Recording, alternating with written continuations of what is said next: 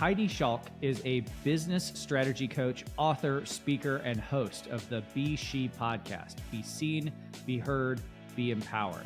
She's been featured on Fox, ABC, NBC, and CBS, and has been named one of the top 30 inspiring entrepreneurs to look out for in 2024 by the NYC Journal. She spent the past 5 years helping women achieve their goals and build six-figure businesses they love through her money mastery system. Heidi works with female entrepreneurs and gives them the tools and strategies to confidently build successful online businesses on their own terms so they can create their dream life for themselves and loved ones. Heidi's a mom of 2 children, 14 and 13 years old, who were the catalyst behind starting her entrepreneurial journey. She's also an animal lover, so you can find her fostering or transporting animals looking for their forever home. Heidi, welcome to the next level. Welcome. Thank you so much for having me, Ryan and Steven. So excited to be here with you guys. Yeah, thrilled to have you. Really looking forward to our conversation today. I think a good place to start would be, you talk on your website about going from raising your children to ultimately starting your business, and a lot happens in between. It wasn't all sunshine and rainbows. Tell us a little bit about your story and how you launched your entrepreneurial journey. Oh, that's a ways back. Yeah. My business started because I found myself at the divorce table. So moving through a divorce, I had been a stay-at-home mom. My ex-husband at the time was making 7 figures. And when we were divorced, there was basically nothing there. So I needed to find a way to support me and my kids. I wanted to keep the home, to keep them in the good school district that they were in. But I didn't know how I was going to do it. And I found entrepreneur or coaching online, and they made it look so easy. Like everybody could do this and immediately you're going to make money. And unfortunately, that's not the case. So I did work 2 jobs as I was building my business, and my kids were young at the time. They were around 6 and 8, 7 and 8. And they were navigating, many different things. What drove me to build a business was my why, because I had been a stay-at-home mom up until the divorce, and I wanted to continue being home with my kids. I knew I couldn't do that out of the gate, but that was what kept me going and driving me whenever the days got hard. I will say I did burn out, and the road was bumpy. It was an up and down navigation. I did leave my business for a little bit. I didn't start in business strategy either. Like, I didn't know anything about business when I started. But I did burn out because I was working the 2 jobs. They were transferring to new schools. They were navigating a lot of things. And felt like I was rinsing and repeating the hustle and the bustle. And my kids were getting the worst of me. They were getting the exhausted version of mom. So I did step away in order to pull everything together. But that why of being home with my kids kept me going and kept that entrepreneurial dream and vision in me. And I ended up coming back to my business and then went all in with it. Oh, that's an incredible journey. What did you, I'm sure you talked to other women entrepreneurs who you're coaching who are, in very familiar stages of life to you, either maybe recently divorced or working 2 jobs potentially to, get that new entrepreneurial enterprise kicked off, certainly worried about, balancing home life with work life. What lessons did you learn along the way that you feel are most impactful for the clients that you work with? One of the lessons I learned was to ask for support. I was a lone wolfer. I tried to hold it all together myself, and it doesn't work. We do need help. We do need support. And many times the support doesn't come from people in our inner circle, inside of our real world life, unfortunately, especially if you're in the entrepreneur space. Sometimes people don't understand why you want to do this. Why don't you just get a job and go that route, the 9 to 5? And unfortunately, when it comes to being an entrepreneur, there's something within us that keeps pushing us forward. And we can't let that go. So finding some support, sometimes it's not in our inner circle in the real world. Sometimes it's in the online space. So I would say that would be a big thing. Find a group of people, of a support system, people working towards a similar goal, people that are moving toward a similar goal as you, like I just said. But that can raise you up when you need it, because the entrepreneurial journey is not an easy one. It's not, like you said, it's not all sunshine and rainbows. There's days where it gets hard. You have great wins and great successes, but there's days where it's just like, oh my gosh, can I keep doing this? And that's where we really need a support system, whether that's through mentorship, which I believe that's a key to finding a mentor that you trust, Like, do your research, find someone that you trust that understands your goals and your vision and will do everything they can to support you in getting there, and also finding a community of people to support you as well. Heidi, I know you focus on serving women. One of the questions I have as a follow-up to your what you just said was, why do you think sometimes women struggle to ask for support or help? Oh, that is a great question. I feel like as women, we juggle a lot of hats. Many of us we're partners, we're moms. We feel like we need to hold everything together and everything rests on our shoulders. And I think there's a lot of perfectionism there that we hold on to too. Like, we need to make everything look like everything's perfect, or we're going to be judged. Like, we're a bad mom or we're a bad partner. And that can weigh heavily on us. So, I've heard people talk about the work-life balance thing, and I strove for that for a really long time. And recently I've given that up because I felt like work-life balance, which women try to achieve, is striving for perfection. It's not attainable, because there are times where we need to put the mommy hat on and step away from our business and shut that door for a little bit. And there's times where we need to focus on our business and, allow our children to, I let my children know mommy needs this time to work and I'm here. But I feel like that, so I've changed it to work-life grace, to give ourselves grace, to take that pressure off as women. But that is a phenomenal question. I think we put a lot of the pressure on of ourselves, and women feel like we need to show up like we have everything together. And it's okay to let other women know that we don't. I noticed this specifically with, we were having dinner with a friend of ours that's a couple, and this woman's running, a very big business. I mean, in the nearly $100 million range, and she did not have a personal assistant, and it shocked me of the you would have thought she was jumping off of a cliff, just considering the idea. But yet she had hundreds and hundreds of team members in her company. So it was really interesting to me of like, why people get stuck on that. And I've noticed that not just with her, but several others. And so anyway, thank you for your insight on that. And I'm love if you have any other thoughts. Yeah, well, I think building a team is really important. So as a female entrepreneur, as any entrepreneur, when you start off, if you're a solo entrepreneur, we need to do all the things and wear all the hats, and that's completely understandable. But as soon as you're generating revenue, and that should be the number one goal, is to generate revenue, because if we're not generating revenue inside of our business, we have an expensive hobby. So we need to be generating revenue. And then my first step with my clients is let's reinvest that money into bringing on someone that can take away the stuff that you don't need to be doing. What is your zone of genius? Let's focus there so you can continue generating revenue, and we can pull off those tedious things that you don't need to be doing that somebody actually can probably do better and faster. So I would say if she's running a $100 million business, and she must have a phenomenal team. So you don't necessarily need that assistant. You need the right people in place to handle the things that you don't need to be handling. Yeah. So you touched on a little bit of what makes, I think, some of the unique challenges of the women entrepreneurs that you work with and help coach and develop their businesses. I would be curious if you've seen unique opportunities that come from being a woman entrepreneur.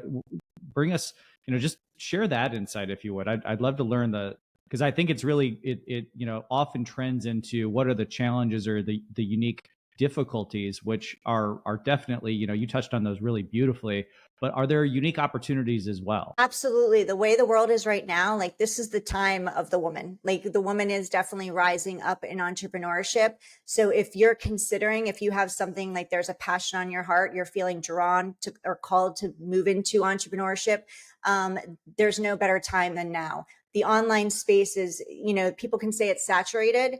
It's only saturated if you believe it's saturated. As long as you're stepping into showing up authentically, that's, I think, where the difference is in the online space. Is there's people that show up and they may be doing great, but they're not who they are online behind the scenes. And it's really important that when you step out, you're going to go further faster and you're going to stay relevant and you're gonna last in that space if you actually show up authentically. And that means being vulnerable. That means, being truthful about, where you are, and really helping people with what something that maybe you've moved through or you've helped other people move through.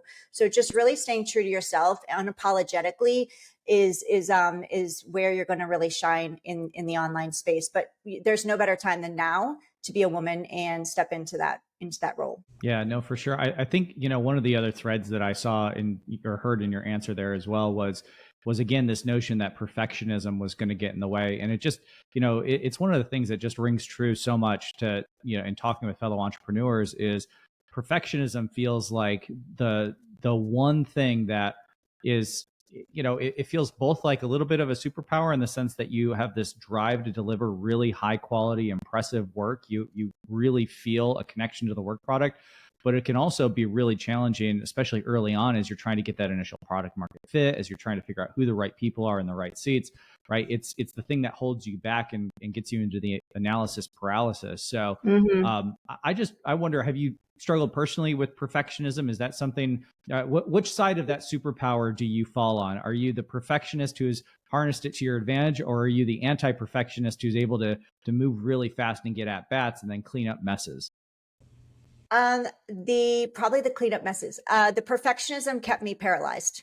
So that was definitely something that I struggled with, was challenged with. Not only was I challenged with getting out there and being seen, that was a huge fear that held me back. Just pushing that live button and showing up online was debilitating and paralyzing to me, to a point where I would shake, like the physical reaction would come in, my throat would close. But then just in trying to make everything perfect kept me stuck for so long. Your message. And just like your message, same thing with just doing it messy, letting go of perfectionism, because action brings clarity, and you can't get better unless you're taking action and just going for it. Can I talk into the last question you had for me too? Because something else came up for me. Yeah, in regards to being a woman and coming online or stepping into entrepreneurship. There's so much that's opening too for women as far as stages go. So there's people are looking for women to be on stages. So that's another benefit of being a female and coming into the entrepreneurial space, is if you have a message to share and you want to reach a bigger audience and make a greater impact, go reach out to, different stages and get on them, because there's huge opportunity out there in that space. And that's, I think that's absolutely right. How did you get over your own personal feel? You described the physical effects of, going live and clicking that button. And how did you get over that? Because I know it holds a lot of people back. So years ago, when I started my business, I was in a coaching program. That's how I launched my business. And I was hiding. I was like hiding Heidi. I was hiding inside of there, and somebody in there befriended me, and we were talking in the direct messenger, and she came to me one day and goes, "I have a challenge for you. Will you accept it?" And I was like, "Sure. What can it be? Right? How bad can this be?" She goes, "Great. I want you to go live in the group right now, and your topic is your breakdown to your breakthrough." Immediately, my throat closed. Immediately, I started sweating, started shaking, and I wanted to throw up. And she said, "And I'll be there to support you, but I'm on the other side of the world." She was in England. I'm in Florida. She's like, "And it's after midnight here. I need to go to bed." So I got off with her, jumped into the group, and immediately got through it, but I was crying. I was bawling. When I tell you guys it was an ugly cry, it was an ugly cry. And now I tell everybody, I'm like, you'll never be as bad as I was. And it was the scariest thing I'd probably ever done up to that point, which it kind of sounds, some people are probably like, that was scary for you. It was extremely scary. Just being seen and having to share my journey of my breakdown and my breakthrough was extremely terrifying. And I got through it, but a migraine started coming on. So I just literally wanted to go to bed. I got back on with her and she said, "Great, you did awesome." I'm like, "No, I didn't." And she said, "I have another challenge for you. Will you accept it?" I was like, "Oh, yeah, it can't be any worse than that." She was like, "Awesome. I want you to go live for the next 5 days." I said, "Good night." And I went to bed. The next morning I woke up and I opened the group. So I was terrified to open Facebook. I opened the group and there were so many, hundreds of messages. It was a private group, so it wasn't out there in the public world, but there were hundreds of messages thanking me for showing up so vulnerable, vulnerably, thanking me for stepping out of my comfort zone and for inspiring them to either go live or do something scary that day. And then one of the coaches inside the group did an impromptu training around my live about vulnerability. So vulnerability was one of the scariest things for me. It's the fear hasn't gone away. It's just that now I'm able to move through the fear, because now when I feel fear come on, I actually say thank you and I embrace it. And I know that's my next cut, because that's where I get to go to level up. I love that. I love that. Thank you for sharing that. That's really a great inspirational story. And I know, you've referenced already coaching that you received early on, and I know you do coaching now. And when I was preparing for this conversation, I visited your website and you talked about things that were missing from coaching and why you felt led to do what you're doing now. What types of things do you think are missing from typical coaching programs from your experience? For many programs, it's that personal touch. And I've done many coaching programs. I've participated in. If you tell me somebody, I probably was in it. And a lot of it, so many times we feel like a number. And that is one thing that I don't ever want my clients to feel. Also, the accountability piece, I think, is the biggest thing that is missing in many programs. And that's where people can fall through the cracks. So I have an accountability piece built in. I work with each client one-on-one, and I also have a group program, because I believe that there's benefits to both. I'm not a big believer in one-on-one programs solely, and I'm not a big believer in group programs without some piece of that that connection with someone, whether it's a coach or the actual coach that's running the program. So in mine, it's a hybrid. It's a group program because I believe that there's a value in women knowing that they're not alone in the challenges that they're facing. And they're also getting lifted up when other people are succeeding. They're getting inspired to take action and succeed as well. So there's a lot of benefit with that group community. There's also the benefit of the one-on-one piece of working with me intimately once a month, because I get to know their business and I get to work with them specifically on their next steps, because not every woman in the program is in the same exact spot. So, and I like to really know my people. So I think those are probably the two biggest things that I see that are missing. So on the coaching program specifically, what is the right balance there, between that accountability, that inspiration, that knowledge and learning? It just feels like, entrepreneurship is such a big topic, right? And there's so much to learn. Just kind of, can you walk me through how you think about a coaching program and making sure that the folks that you're working with get what they need? The first thing we do is we onboard. So we onboard the client and we find out exactly where they are, what their goals are for the time that they're with us. And then we work those goals backwards to determine exactly what step they need to be taking each month to achieve that goal. And then we can tweak it accordingly once we meet every month. Everybody's in a different spot. So basically where they are is where we're going to guide them next on what their next steps are. So that's how we do it inside the program.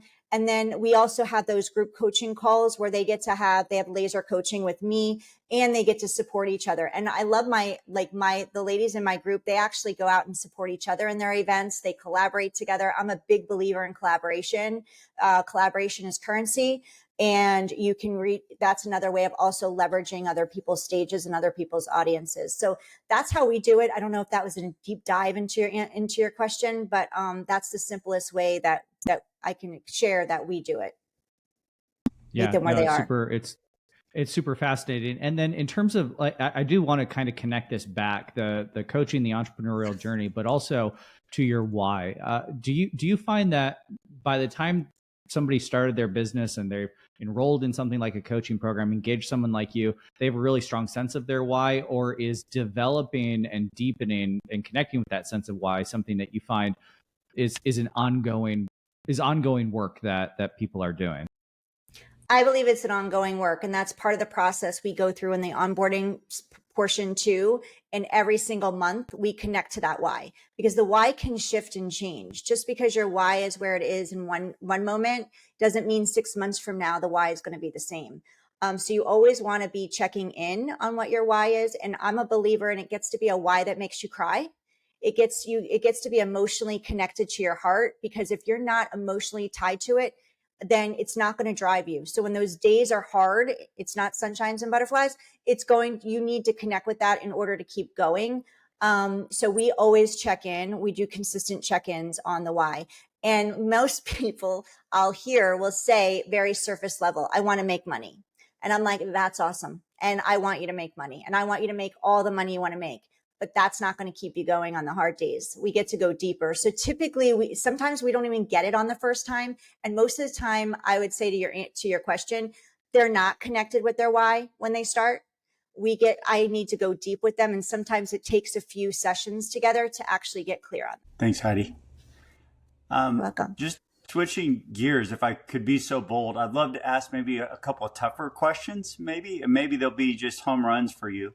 But just from your experience, I was just really impressed in your vulnerability, in your authenticity in regards to your story. And I know that there are people that love their spouses that are listening to this. Why is it so crucial for spouses to get a grip on their finances together? From your experience, and would you suggest any simple steps in regards to like how that can be done in a way that's, useful, right? Yeah, I think it's extremely important because it's definitely a big factor in many failed marriages is the finances, especially depending on where the economy is. And you really need to be clear on what your goals are. Especially if you're a female entrepreneur, you want to have your partner on board and them understanding what you're doing and vice versa. So it's really good to have a clear direction and goal of what you want to create together. Because if one person wants, to travel a lot and wants to put their finances into that, and the other person wants to put it into real estate, well, that doesn't match. And that's going to cause a problem. So it's really important that you have the conversations and the discussions, and especially as your family, if you're building a family and growing a family there too. And I do believe it's a great idea to bring the kids into certain conversations as well, because it's not taught in the schools. And I know I kind of didn't have a handle on my finances when I came out of high school and college because I was never taught it. So the earlier that we can sit down with our kids and do have those conversations, the more likely they're going to have financial success and, in that space as well. And when you think of that, right, and I agree on the children wholeheartedly, I could go on for hours about that for sure. We really work hard to instill that in our children. So there's the financial aspect we're talking about, but what about goal setting in general? And is it chicken or egg? Is it money conversations that lead to goal setting in your mind between couples that should happen, or goal setting that leads to the money? That's a good question. I'm going to go goal setting leads into money, because if you can figure out what your goals are long term, whether it's, buying a home, having a family, traveling, health, all areas of your life, relationship, what that looks like for both of you. And then, okay, great. These are our goals. Now, how are we going to accomplish that? And that's where you get to reverse engineer that backwards and go, what does that look like? Especially if you want to travel, if you want to buy a home, or if you want to invest in real estate or something like that, then what does that look like financially in order to make that happen? So I would say the goal setting would come first, and then the financial piece of it. So you're on the same page in all areas. And how much should those align from your view in regards to, how much overlap should there be? Because I know that you, in your testimonial, it was kind of like it sounded like it was like just really, really a sharp transition for you, right? And so I'm wondering on these things, how much work could be done to actually connect before you get to that point? I think that may look different for everyone, but I think it's important that you have a plan to consistently come together, whatever that looks like, whether it's once a week, once a month, once a quarter. That I think that would depend on each couple and family separately. But I think it's important that you do it. I think the more often that you can come together, probably the better. So you kind of do a check-in. It doesn't even have to be long conversations. Maybe it's just a 10-minute check-in once a week on where you're at, or once a month. I think you can also, I'm a big believer too, you can have separate goals. As long as the majority of them are together. And then if somebody wants to have a goal of doing this, another person has a goal of doing this, as long as you're both in agreement and alignment and it's on the table and it's very open and honest communication, I think that's beautiful and it can work. I love it. and you're killing it, by the way. I have one more, just like if you just humor me, just because, you know, I like I said, was really moved by your story. And so, Yeah. you know, I just think you've got some wisdom here. I'm really curious, you know, it's not uncommon for women that often spend more time focused on the kids for seasons. I think that's not an uncommon thing in culture. How can husbands be supportive when their wives are switching gears between professional lives and home lives, especially like when sometimes, you know, they're going through the emotional, if they've been out of the workforce for a while and they're going back in? What are some ways that like husbands can come along and support through that? I would say ask questions, because, you know, it's not fair for you to guess what we need. So just asking questions and allowing, you know, your partner, your wife, your spouse to, like, you know, go through the emotions, because it's going to be a roller coaster. Be there when she needs you. But at the same time, the responsibility does lie on the woman as well to ask. Like, don't lone wolf this. You need to ask your partner for the support as well. You guys aren't mind readers. And I think many times we expect you to be there and do the things without us asking you for it. And that's not fair as well. So that's one thing I've learned along the way is communicate. If both of you communicate, ask questions, woman asks for the support, the man asks what they can do to support, and, you know, just do, you know, consistent check-ins. It doesn't have to be every single day, but just check in every once in a while. If you see she's flustered and everything's starting to, you know, go in disarray around, she's not handling it all like she wants to, then just step in, take the garbage out, wash the dishes, you know, put the kids to bed, say, I'll bathe them tonight, baby. Oh my God, you don't know how far that goes. I love it. That's beautiful. Thank you, Heidi. Amazing. You're welcome. Thank you. And a good reminder that our R&D department at Superpowers needs to be working overtime on the mind reading tool. If we can get that, I think we're going to solve a lot of problems. Exactly.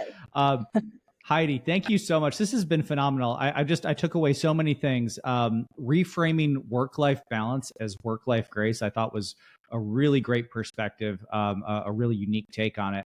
And as you just recently reiterated, ask for support. Don't be a lone wolf, and look beyond your inner circle. You shared that you know we shouldn't let perfectionism stand in the way of making progress, and authenticity wins the day. And I really love the way that you phrased a why that makes you cry, that will pull you through on the hardest days. And then just at the end there, husbands, ask questions and create space to go through the emotions. So thank you so much for sharing your wisdom, your experience, your expertise with us. For our listeners who want to learn more about you and your business and your coaching, what's the best next step for them? You can come visit me at my website, HeidiSchalk.com. You can find me. I'll give you one social media platform. It's easy to find me on. It's Instagram, Heidi Schalk Coaching. And you can also go check out the podcast, beshepodcast.com. You can find me on all, or you can go to any of the platforms that I'm there, Apple, Spotify, all the things. You can also grab, if you want, I have a Cultivate Your Millionaire Mindset gift. If you want, it's a free download. You can go to HeidiSchalkCoaching.com/gift to grab that. Excellent. And we'll put all those links in the show notes. So for anybody listening who wants to quick access to them, just take a look at the show notes. Heidi, thank you again. We really appreciate you joining us on The Next Level. Thank you, Ryan and Stephen. This has been such a pleasure, and I'm so honored to be here with both of you. So thank you so much. Thanks, Heidi.